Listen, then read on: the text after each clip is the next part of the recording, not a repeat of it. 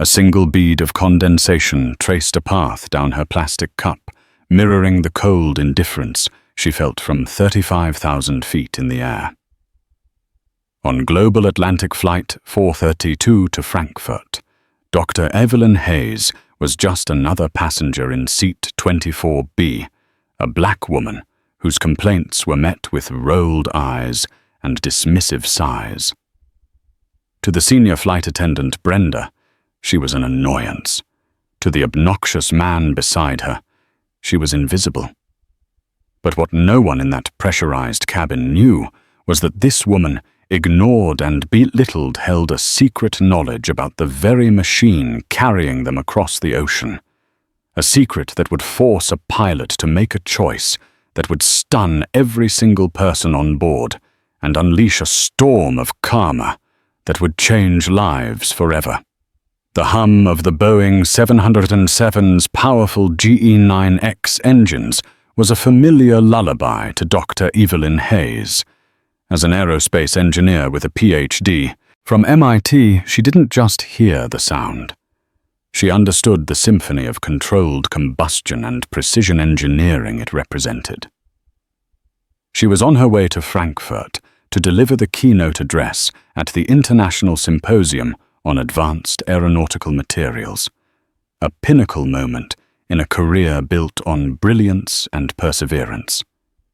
She had settled into her aisle seat, 24B, looking forward to a few hours of reviewing her notes and perhaps a brief nap.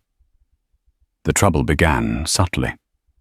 The man in 24A, a portly gentleman in an ill-fitting suit who introduced himself loudly on a phone call as Arthur Peterson, Senior VP of Sales, seemed to operate under the assumption that his ticket price included a portion of Evelyn's personal space.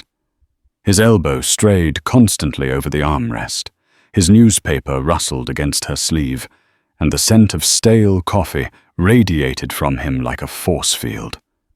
Evelyn, a woman of immense patience, simply angled herself toward the aisle and focused on her tablet. The first real incident occurred about an hour after takeoff. Peterson, gesticulating wildly while complaining about incompetent subordinates on another call, knocked his full cup of soda off his tray table. The sticky dark liquid splashed across the floor, soaking the corner of Evelyn's carry-on bag and splattering onto her slacks. "Oh, for heaven's sake," Peterson grumbled, not to Evelyn, but to the universe at large.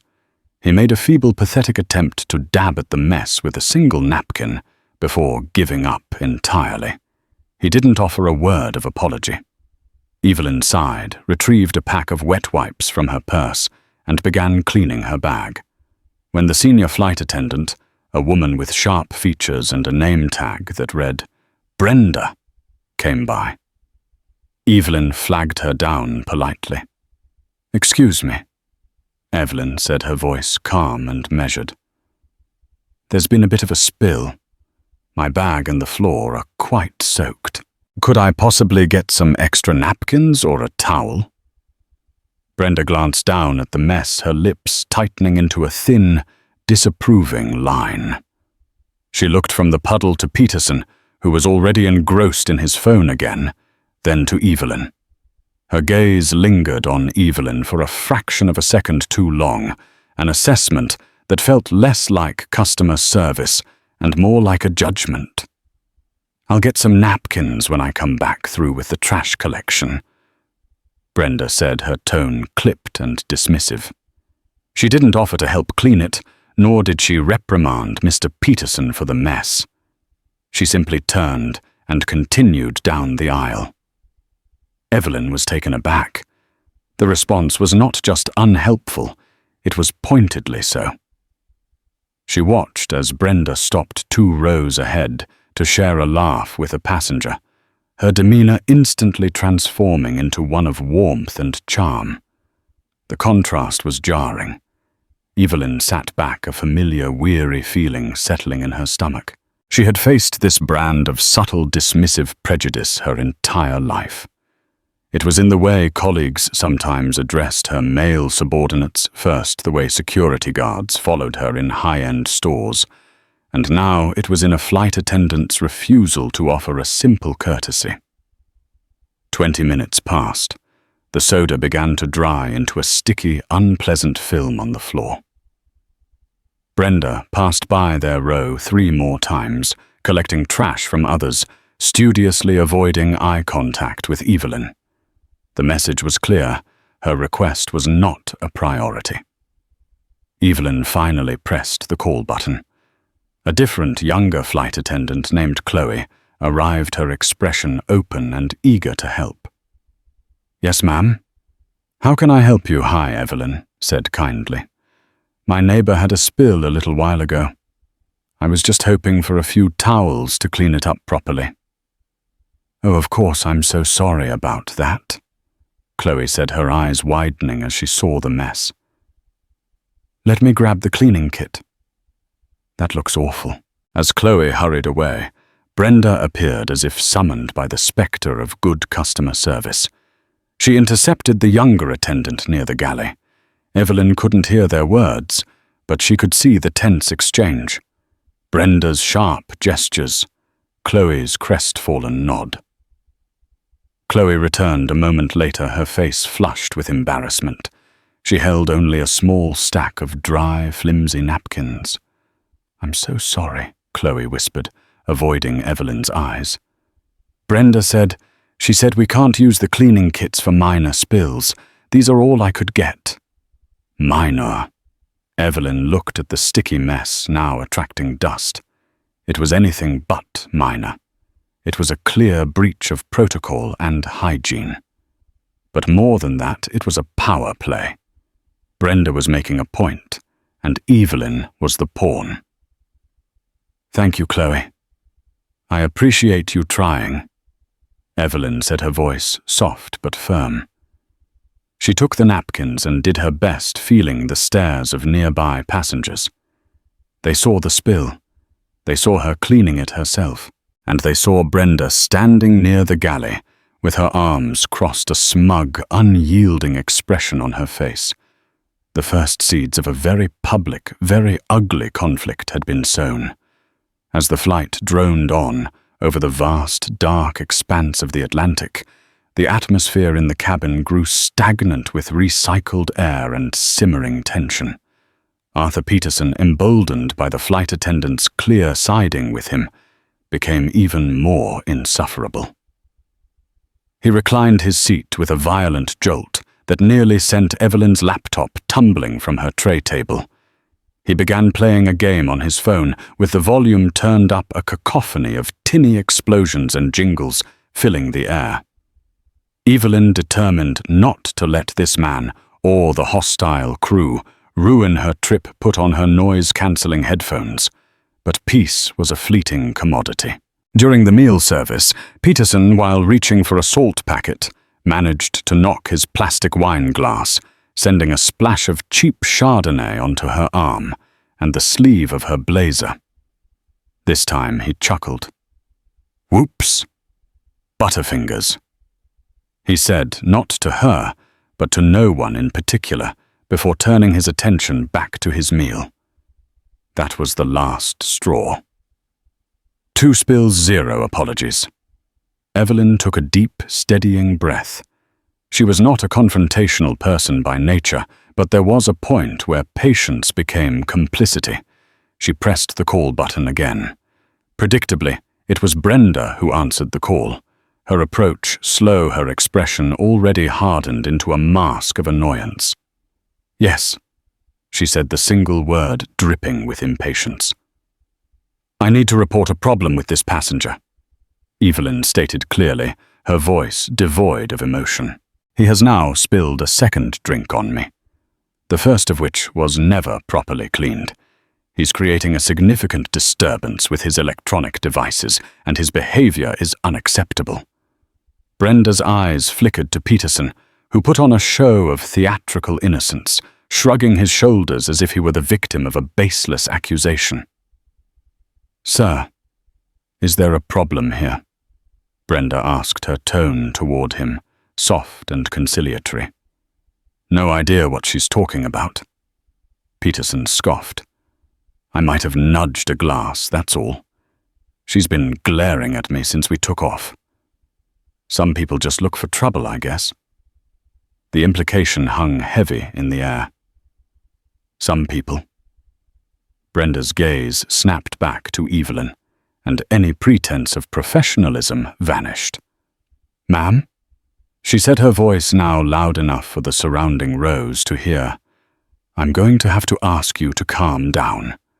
Flying can be stressful, but we can't create conflict between passengers." Evelyn's jaw tightened. "I am perfectly calm. I am not the one creating the conflict. I am simply asking for your help in resolving it, which is your job." "My job," Brenda retorted, her voice rising, "is to ensure the safety and comfort of all passengers. And right now you are making those around you uncomfortable with these accusations." It was a masterful, cruel twisting of reality. She was framing Evelyn as the aggressor, the troublemaker. The nearby passengers, who had clearly seen Peterson's behavior, shifted uncomfortably in their seats. Some looked away, not wanting to get involved. Others watched with undisguised curiosity. It was a public shaming, orchestrated with chilling precision. "This is absurd," Evelyn said, her voice low but firm. "Are you telling me that I have no recourse when a passenger repeatedly disrupts my flight and damages my property? If you continue to raise your voice and cause a scene, I will have the captain speak with you, Brenda," threatened, her eyes glinting with a sense of victory. "Now I suggest you put your headphones on and try to enjoy the rest of the flight.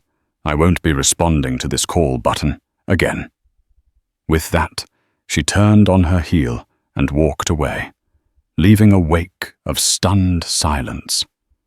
Evelyn felt a hot flush of anger and humiliation creep up her neck. She had been dismissed, gaslighted, and threatened in front of dozens of strangers. Peterson, meanwhile, looked smug. He had been given a free pass. He leaned over, his voice a conspiratorial, malicious whisper. "See, told you." "Just looking for a handout, probably," he muttered, just loud enough for her to hear. The insult was so vile, so steeped in racist and classist stereotypes, that it momentarily took Evelyn's breath away. A handout. Her, a leading mind in her field, on her way to be honored by her international peers. The injustice was a physical weight pressing down on her chest. She looked around for Chloe, the younger flight attendant, but she was nowhere to be seen, likely banished to the back galley by her tyrannical superior. Evelyn was alone, isolated. She knew that any further attempts to complain through the official channels would be blocked by Brenda, who would paint her as an unhinged, aggressive woman. She leaned back in her seat, closing her eyes, forcing herself to think. Anger was a useless emotion here.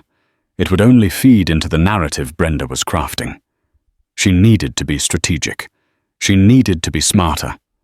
For now, she would endure. She would document everything. But the flight was long, and the feeling that something was deeply, fundamentally wrong on this plane was beginning to grow. And it had nothing to do with Arthur Peterson anymore. It had to do with the woman in charge. For the next 2 hours, Evelyn retreated into a fortress of solitude. She methodically typed out a detailed account of the incidents with Peterson and Brenda on her laptop, noting the times, the specific words used, and the lack of action. It was a document for the formal complaint she intended to file with Global Atlantic Airways, the FAA, and any other relevant body. Documenting the injustice was the only power she had left. The cabin lights had been dimmed, and most passengers were either asleep or lost in the blue glow of their seat-back screens. The dinner service was long over. It was in this relative quiet, with her headphones off, that she first noticed it. It wasn't a loud noise. It was the opposite. It was a subtle inconsistency in the otherwise monotonous symphony of flight. A faint, high-frequency vibration that seemed to be pulsing just at the edge of hearing. It was a ghost in the machine. At first, she dismissed it. Commercial aircraft are complex systems of noise and vibration. But her ear, trained over 2 decades of studying engine dynamics, stress testing and harmonic resonance, couldn't let it go. There was a rhythm to it, a faint whump, whump, whump, that was slightly out of sync with the main engine's roar. It felt to her like a tiny, almost imperceptible imbalance. She closed her eyes, trying to isolate the sound. It seemed to be coming from the right side of the aircraft, the starboard engine. She leaned closer to the window, pressing her ear against the cool plastic. The vibration was more pronounced here, a faint but persistent shudder that traveled up through the fuselage. An ordinary passenger would never have noticed it.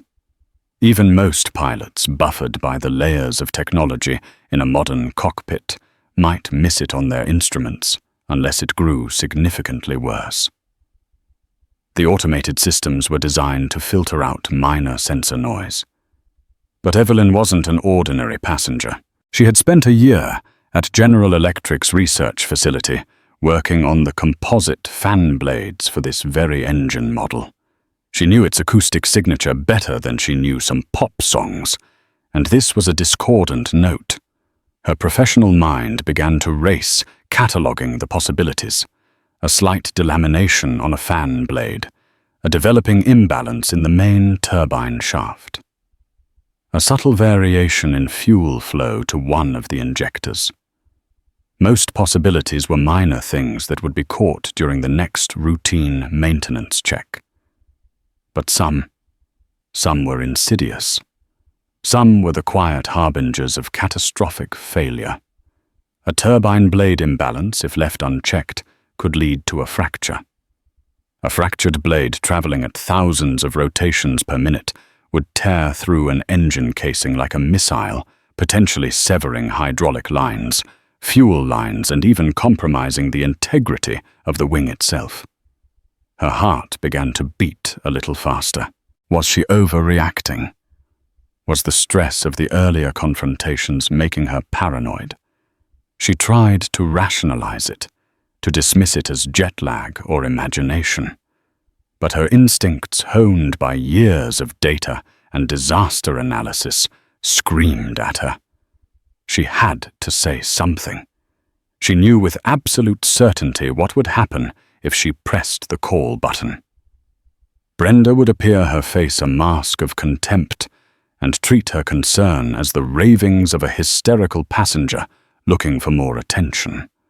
After their last encounter, a complaint about a funny noise would be met with ridicule and possibly a direct threat of being restrained.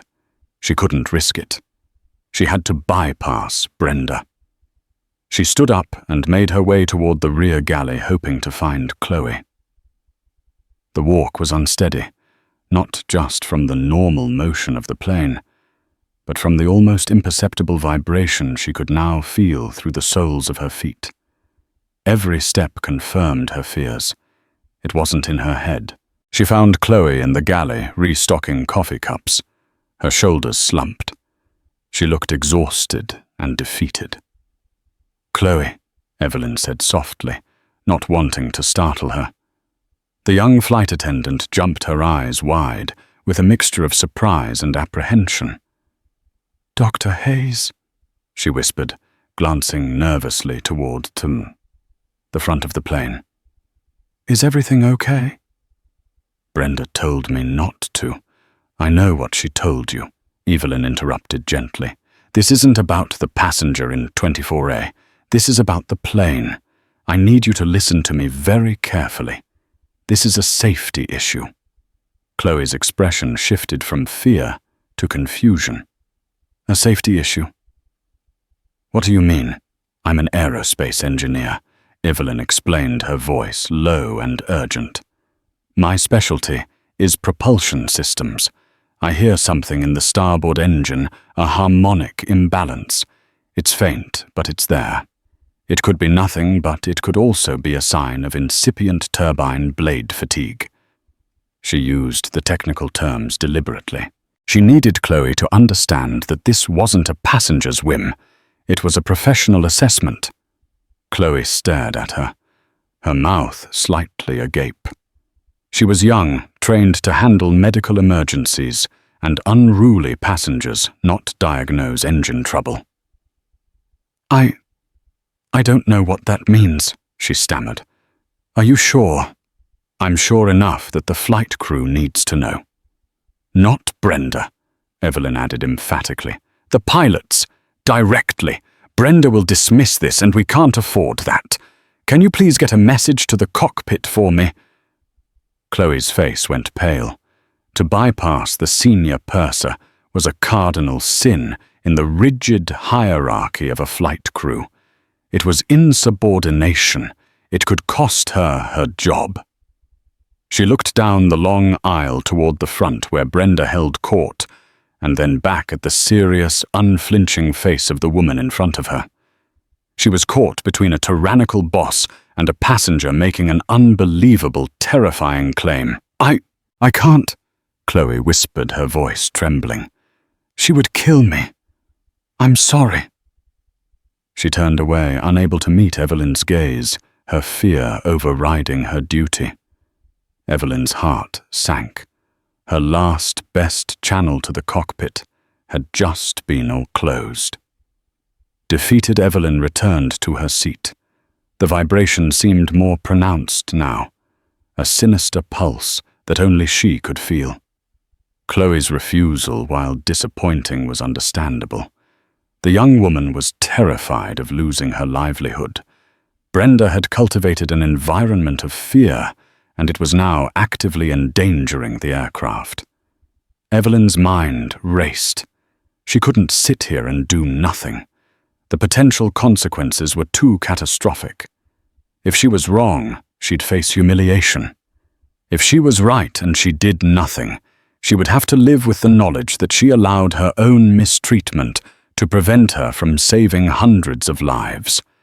The choice was clear. She needed evidence. Something more than just her word. She needed to present her concern in a way that couldn't be dismissed as passenger anxiety. She took out a pen and one of the cocktail napkins. It was flimsy, but it would have to do. She began to write her handwriting a neat, precise script. She didn't write, "I hear a weird noise."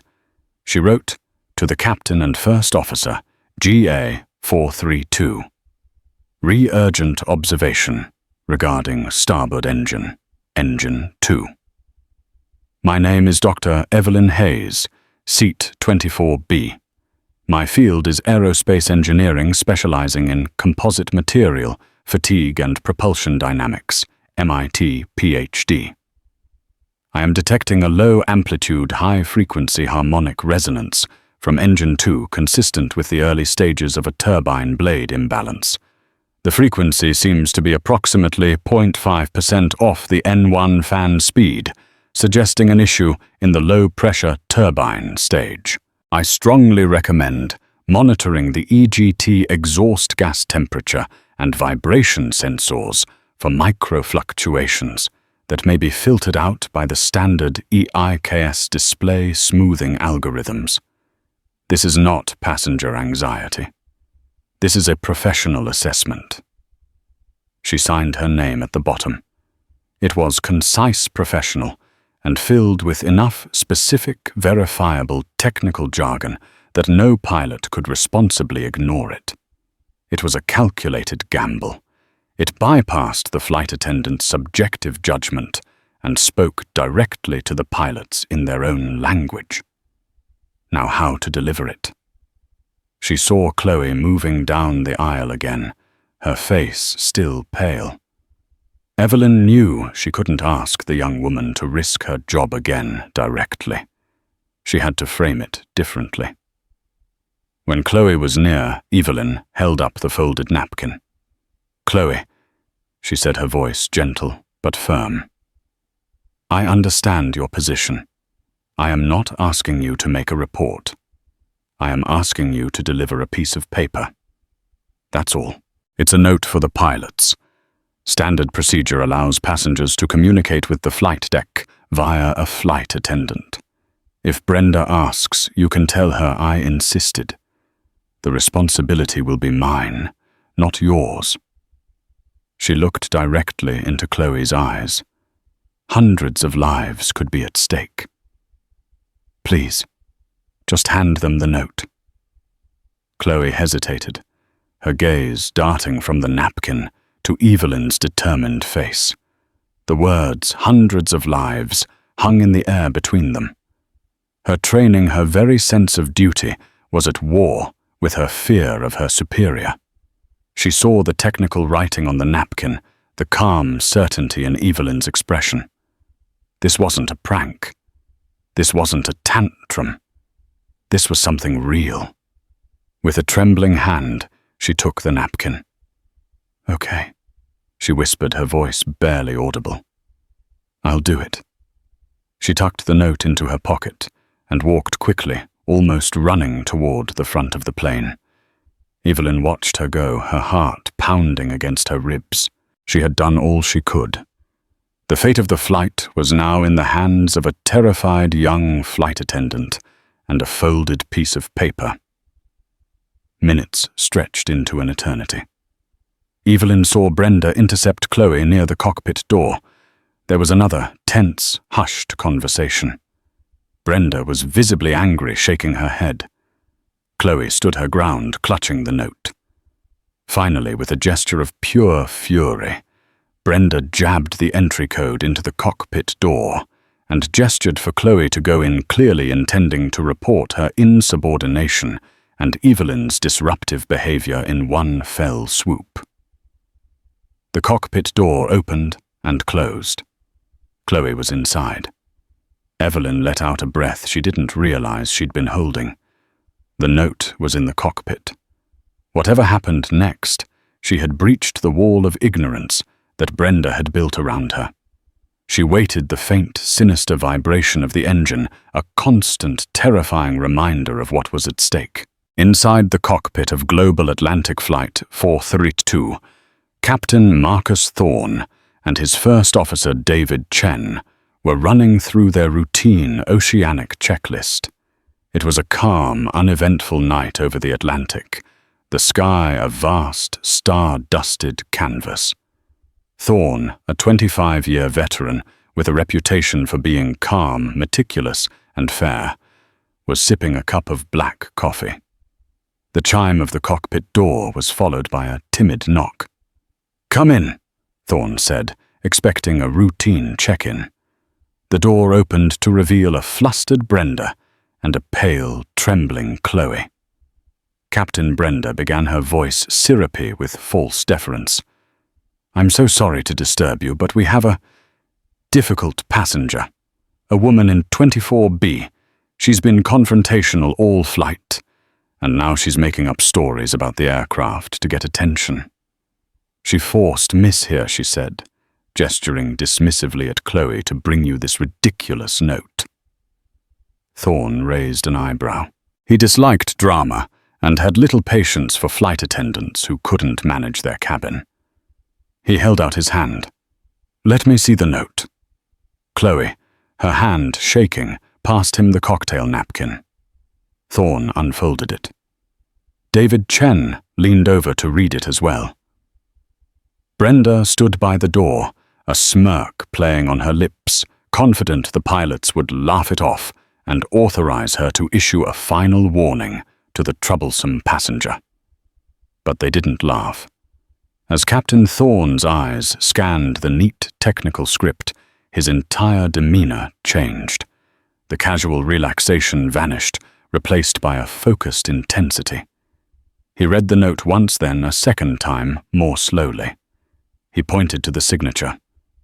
"Dr. Evelyn Hayes." He said more to himself than to anyone else. The name was familiar. He then looked at the technical details. N1 fan speed, low pressure turbine stage, EI chaos, smoothing algorithms. This wasn't the rambling of a nervous flyer. This was the language of an engineer. David, pull up the detailed engine diagnostics, Thorne commanded, his voice suddenly sharp and authoritative. Engine 2, full sensor data stream, bypass the smoothing filters. Right away, Captain David replied, his fingers flying across the console. A complex series of graphs and numbers filled one of the secondary screens. Brenda's smirk faltered. This was not the reaction she had expected. "Captain," she interjected, "surely you're not taking this seriously. The woman is just trying to get a flight voucher. I'm sure of it." Thorne turned to look at her, and his eyes were like chips of ice. "Purser, your job in this cockpit is to report, not to diagnose. Now stand by and remain silent." The rebuke was so sharp, so absolute, that Brenda physically flinched. She shrank back against the door, her face turning from smug to shocked. On the screen, David pointed to a wavering line. "There, Marcus, look, the vibration sensor. It's a micro-vibration, well within normal operating limits, but it's there. And the frequency. Hell, it matches what she wrote on the napkin. How could she possibly know that Thorne was staring at the name again? Evelyn Hayes. Evelyn Hayes. It clicked. He'd read her seminal book, Stress and Strain, in Next Generation Composites a few years back. He'd even attended a lecture she gave at a safety symposium in Seattle. He remembered a brilliant, articulate black woman who had commanded the respect of a room full of seasoned pilots and engineers. "Good God," Thorne breathed. "It's that Dr. Hayes. We have one of the world's leading experts on this engine's materials, sitting in seat 24B. He looked at David, his expression grim. "The computer thinks it's sensor noise. But she knows better. If Evelyn Hayes says there's an issue with a GE9X turbine, you listen." He turned to the terrified Chloe.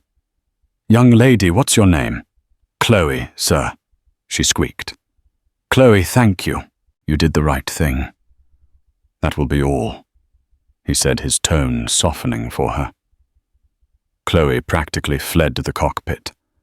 Thorne then fixed his gaze back on the stunned Brenda. "You stay here. We're not done." He took a deep breath and keyed the switch for the public address system. The familiar chime echoed through the cabin, silencing the low murmur of conversations and the hum of entertainment systems. Evelyn's head shot up. Peterson paused his game. Every passenger looked towards the ceiling speakers. Captain Thorne's voice filled the aircraft. It was calm, steady, and held an unmistakable note of command that cut through the air. "Good evening, ladies and gentlemen. This is your captain speaking. My apologies for the interruption. At this time, I would like to ask a passenger to please assist us. Would Dr. Evelyn Hayes, currently seated in 24B, please make her way to the forward galley? Dr. Evelyn Hayes, please come to the front of the aircraft." A collective gasp went through the cabin. Heads whipped around, staring at row 24. Who was this woman? Why was the captain calling her out by name? Was she being arrested? Was she a doctor for a medical emergency? Arthur Peterson's jaw dropped. He stared at Evelyn, as if seeing her for the first time. The quiet, unassuming woman he had been tormenting for hours was being personally summoned by the pilot. For Evelyn, the announcement was a wave of pure, unadulterated relief. He had listened. He had understood. As she unbuckled her seatbelt and stood up, the entire cabin watched in dead silence. Every eye was on her. She walked down the aisle, her steps measured and confident. The people she passed stared, their expressions a mixture of confusion, awe, and dawning respect. She was no longer an invisible woman. She was the woman the captain needed. When she reached the front, the cockpit door was open. Captain Thorne stood there. He was a tall man with silvering hair and a deeply professional air. He looked past her, his eyes finding Brenda, who was standing frozen in the galley, her face a deathly pale mask of horror. He didn't say a word to her. He just looked at Evelyn, his expression one of profound gravity and respect. "Dr. Hayes?" he asked. "Yes, Captain," she replied. "Marcus Thorne, I've read your work. Welcome to my cockpit.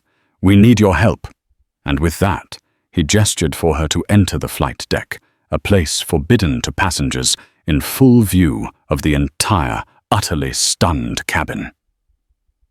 The moment Dr. Evelyn Hayes stepped across the threshold into the cockpit, it was as if she had entered a different world. The quiet hum of the cabin was replaced by the low electronic chorus of avionics and the hushed conversation of professionals. The panoramic view of the star-strewn sky was breathtaking, but Evelyn's focus was immediately drawn to the screen where the engine diagnostic data was displayed. First Officer David Chen. The younger pilot said, reaching out to shake her hand with genuine respect. "It's an honor, Doctor." "The honor is all mine," Evelyn replied, her eyes already locked on the wavering line of the vibration sensor. "There it is." Captain Thorne pointed to the screen. "The system is logging it as anomalous, but within acceptable parameters. We'd have never noticed it without your note. What are we looking at, in your opinion?" Evelyn leaned closer, the engineer in her, taking complete control. "The consistency of the harmonic tells me it's not random sensor noise. It's a physical event, a turbine blade developing a microfracture, a slight warping due to a manufacturing flaw or a problem with a bearing. At this stage, it's impossible to be certain without a visual inspection. But any of those, if they progress, can lead to blade liberation. And that..." She didn't need to finish the sentence. Everyone in the cockpit knew what that meant. Catastrophic, uncontained engine failure. "My thoughts exactly," Thorne said grimly. "We're 4 hours from Frankfurt, and about 3 from the nearest suitable airport. We continue on, and we're betting the lives of 300 people that this vibration stays micro. We turn back. You make the right call," Evelyn finished for him. "You divert. The nearest major airport with facilities for a 707. David was already working. Gander, Newfoundland. About 90 minutes out. Or Shannon, Ireland. 2 hours. Shannon has better maintenance facilities." "Shannon it is," Thorne decided instantly. "Start the diversion paperwork. Declare a state of pan-pan. I don't want to declare a full emergency and cause a panic, but I want air traffic control to clear a path for us. Inform the airline. I want their best engineering team on the ground, waiting for us." As David began communicating with air traffic control, Thorne turned his attention to the galley just outside the open cockpit door. Brenda was still standing there, frozen, her face a mess of confusion and dawning dread. The authority she had wielded with such arrogance had completely evaporated. She was now just a bystander to a situation far beyond her control. Thorne stepped to the doorway, his voice low but carrying the weight of command. "Purser," he said, not bothering to use her name. Brenda flinched. "Yes, Captain. Go to the back galley. Have another attendant take over your duties in the forward cabin. You are not to interact with any more passengers. You will speak only when spoken to." Is that understood? It was the ultimate humiliation, a public stripping of her rank and duties in front of her crew, and by extension the entire front cabin. Her authority was gone. Tears welled in her eyes, a mixture of rage and fear. She could only nod mutely before turning and making the long, shameful walk to the rear of the plane, every head turning to watch her go. With Brenda dealt with, Thorne turned his attention to the cabin. He keyed the intercom again. "Ladies and gentlemen, your attention, please. This is the captain again. I want to provide you with an update. Out of an abundance of caution, we have decided to divert our flight to Shannon, Ireland. We have a minor, and I stress minor, technical indication from one of our engines. The aircraft is flying perfectly safely, and we are not in any danger. However, my first priority is always the absolute safety of everyone on board. We have an expert on board who was kind enough to bring this to our attention, allowing us to act proactively." He paused, and his next words sealed Brenda's and Peterson's fate. "I also want to take this opportunity to apologize to Dr. Hayes on behalf of Global Atlantic Airways. It has come to my attention that her attempts to communicate with the crew earlier were not handled with the level of respect and professionalism that she and every one of our passengers deserves. This airline does not tolerate the mistreatment of its customers. This matter will be addressed with the utmost seriousness upon landing." The message was crystal clear. The woman who had been ignored and belittled was now being publicly lauded as a hero by the captain. The flight attendant who had abused her authority was being publicly admonished. In seat 24A, Arthur Peterson looked like he had swallowed a brick. His face, which had been smug and arrogant, was now ashen. The woman he had called a troublemaker, the woman he had accused of looking for a handout, had just saved his life. And the captain of the airplane knew exactly how he had been behaving. He sank into his seat, trying to become invisible. For the next 2 hours, Evelyn remained in the cockpit, a welcome and respected guest. She and the pilots monitored the engine, her expertise providing a calming, authoritative presence. She wasn't a passenger anymore. She was a colleague. When the plane finally began its descent into Shannon, the mood in the cabin was transformed. The earlier tension was gone, replaced by a quiet, buzzing respect. Every time a flight attendant walked by, they would give a small, grateful nod towards the cockpit door, knowing Dr. Hayes was inside. They were all in her debt. The entire cabin, once stunned by the pilot's invitation, was now united in their admiration for her. The landing was smooth, a perfect touchdown on a runway they were never supposed to see. As the plane taxied to the gate, fire trucks and maintenance crews were already waiting, a testament to the seriousness of the situation. The flight was over, but the reckoning was just beginning. The landing on Irish soil was flawless, but the moment the Boeing 777's engines spooled down at the Shannon gate, a different kind of turbulence began. On the tarmac, bathed in the flashing blue and red lights of the assembled emergency vehicles, a silent army was waiting. It wasn't just the fire crews and maintenance engineers. It was the cold, hard reality of consequence, arriving in the form of airline executives, aviation authorities, and corporate security. Captain Thorne's final address to the cabin was a masterclass in command and contrition. "Ladies and gentlemen," his voice boomed with a newfound gravitas. "We are safely on the ground in Shannon. It has been confirmed by our ground crew that a critical mechanical issue was in fact developing in our starboard engine, an issue that, if left unchecked, could have had dire consequences." A collective audible gasp swept through the cabin. The minor technical indication was now a confirmed life-threatening danger. "I want to be unequivocally clear." Thorne continued, his voice hardening. "Our ability to be standing here on solid ground is due to one person's expertises, courage, and persistence in the face of unacceptable resistance. Dr. Evelyn Hayes, in seat 24B, saved this flight. She saved all of our lives." He paused, letting the weight of his words sink in. It has also become clear to me that Dr. Hayes's attempts to communicate this and other legitimate concerns were met with a level of unprofessionalism and disrespect that I and Global Atlantic Airways find utterly abhorrent. That failure in our duty of care will be addressed with the utmost seriousness. For now, please join me in offering our profound gratitude to a true hero. The applause started as a ripple and exploded into a tidal wave of sound. It was thunderous, emotional, and cathartic.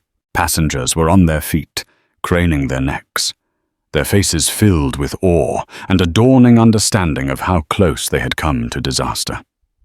Evelyn, a woman accustomed to the quiet appreciation of her academic peers, felt a wave of heat rise to her cheeks. She simply bowed her head, a humble gesture that only amplified the cabin's admiration. The deplaning process was unlike any she had ever experienced. Captain Thorne insisted on personally escorting her. As they stepped onto the jet bridge, she was met not by a line of weary travelers, but by a stern-looking man in a tailored suit who introduced himself as Declan Walsh, the airline's head of European operations. Dr. Hayes Walsh said, his Irish accent crisp and his handshake firm. "On behalf of the CEO and the entire company, I offer our deepest apologies and our infinite gratitude. We have a private lounge for you where you can be comfortable while we sort this chaos out." As Walsh and Thorne guided her away, Evelyn caught a glimpse of the two separate currents of justice flowing behind her. Two discreet but unsmiling corporate security officers had boarded the plane and were speaking quietly to Brenda in the rear galley. Brenda's face, once a mask of smug authority, had completely collapsed. It was a ruin of terror and disbelief. There was no argument, no defiance. She nodded numbly, her body seeming to shrink as they led her not onto the main jet bridge with her colleagues, but toward a secondary service door, a quiet, ignominious exit away from the prying eyes of the passengers. She had failed. Simultaneously, Arthur Peterson, puffed up with a misplaced sense of indignation, was making his final fatal error. He stomped onto the jet bridge and confronted another airline official, demanding to speak to someone in charge. He was directed to Declan Walsh, who had just finished ensuring Evelyn was comfortably settled. "There you are," Peterson bellowed, his voice echoing in the enclosed space. "I want to file the biggest complaint of your airline's miserable history. Your captain publicly defamed me. Your crew allowed that woman in 24B to harass me for hours. I am the senior vice president of a major corporation, and I will have all of your jobs for this." Declan Walsh listened to the tirade with a chillingly placid expression. When Peterson finally ran out of steam, Walsh took a small step forward, his voice dropping to a low, dangerous register. "Mr. Peterson, is it? We've already received the captain's log, the first officer's report, and have taken preliminary statements from no fewer than 15 passengers seated in your immediate vicinity. Every single one of them contradicts your account." Peterson's blustering began to falter. "They're lying. They're all in on it with her." "Are they?" Walsh countered, taking a tablet from his assistant. "Let's see.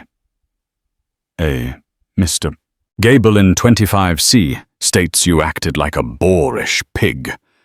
A Ms. Albright in 23D notes that you spilled 2 drinks on the poor woman and didn't even have the decency to apologize.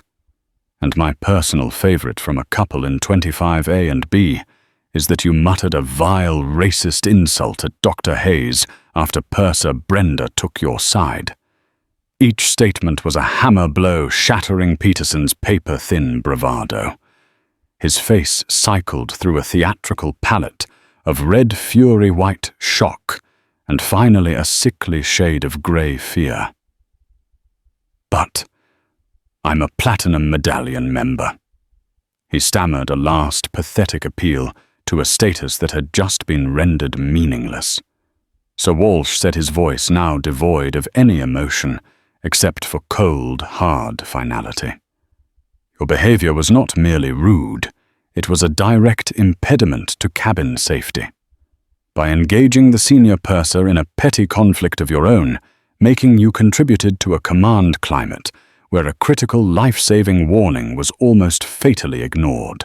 You were not just an inconvenience, you were a liability. As of this moment, you are permanently banned from flying on Global Atlantic and any of our partner airlines. Your ticket has been cancelled. You will find your own transportation to Frankfurt, and indeed, back to the United States. Airport security will now escort you from the premises to ensure you do not harass any other passengers or staff." On cue, 2 uniformed officers from the Garda Síochána, the Irish police service, appeared at Walsh's side.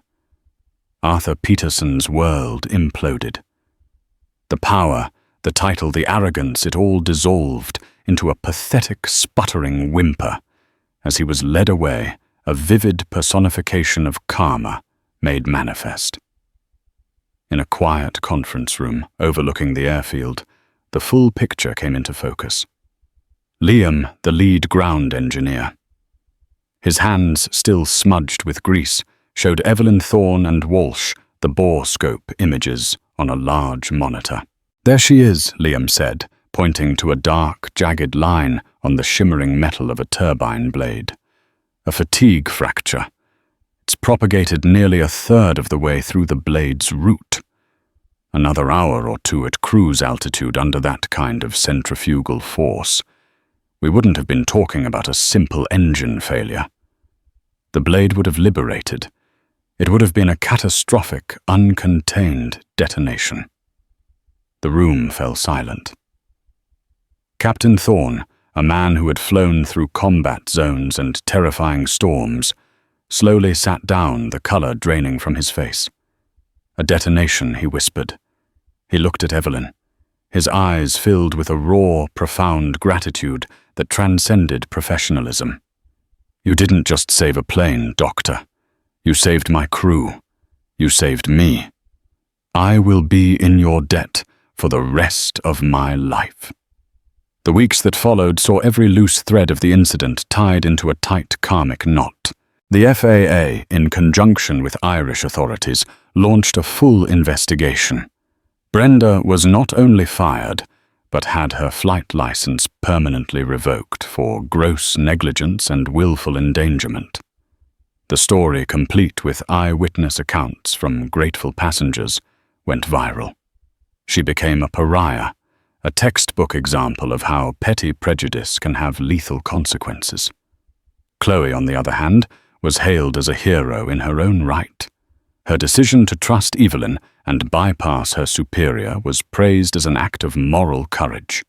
She was promoted, given a bonus, and became a key voice in the complete overhaul of the airline's training protocols, championing the new GA 432 mandate, a direct-to-cockpit communication channel for any passenger-raised safety concern, regardless of rank or seniority.